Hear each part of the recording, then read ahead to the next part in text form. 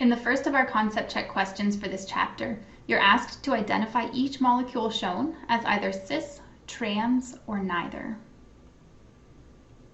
In the first example, the groups are indicated with wedges, so they're both coming towards us. They're on the same face of the ring, so the stereochemistry here is cis. In the second case, the drawing includes no wedges or dashes, so we don't know the orientation of the groups, so we can't classify this as cis or trans. We must classify it as neither. And we usually say that the stereochemistry is not defined. It exists in the molecule, but when wedges and dashes aren't included, we have no way of knowing if it's cis or trans. In the third case, the OH group is pointing back or down, and the fluorine is pointing forward or up. They're on opposite faces of the ring, and the stereochemistry here is trans. Let's talk briefly about the notation I included in parentheses here. We learned this nomenclature as cis and trans, but you'll often see these denoted as Z or E.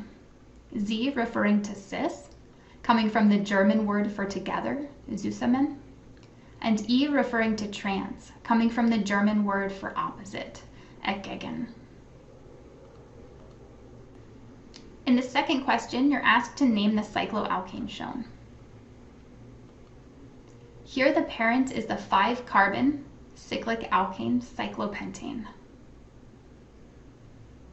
We have 2 methyl groups as substituents.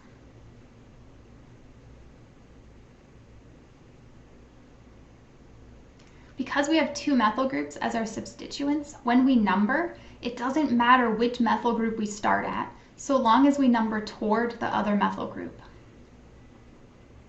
We have a 1-methyl and a 3-methyl.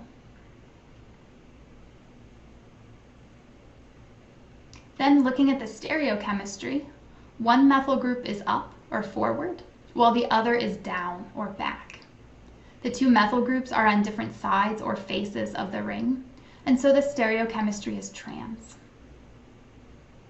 Putting that all together into a name, this compound is named trans 1,3-dimethyl cyclopentane.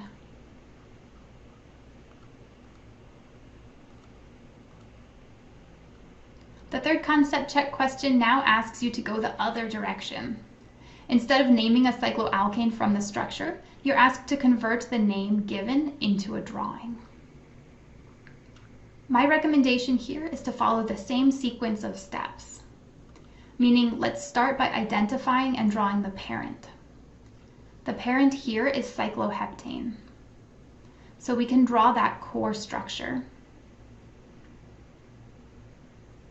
Okay, then I like to number the ring.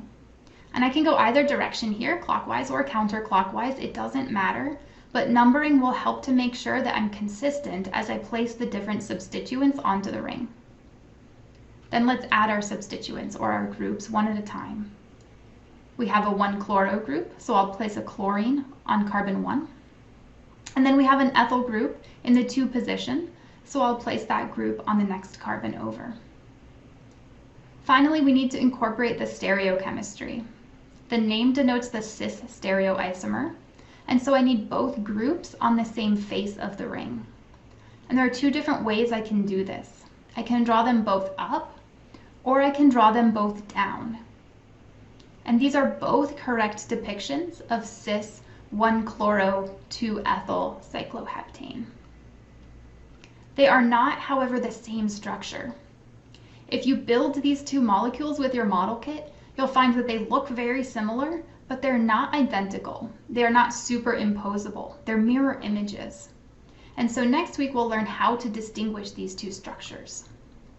For now though, in this chapter this week, what we need to know is that these are both cis structures, and they're both cis 1-chloro 2-ethyl cycloheptane.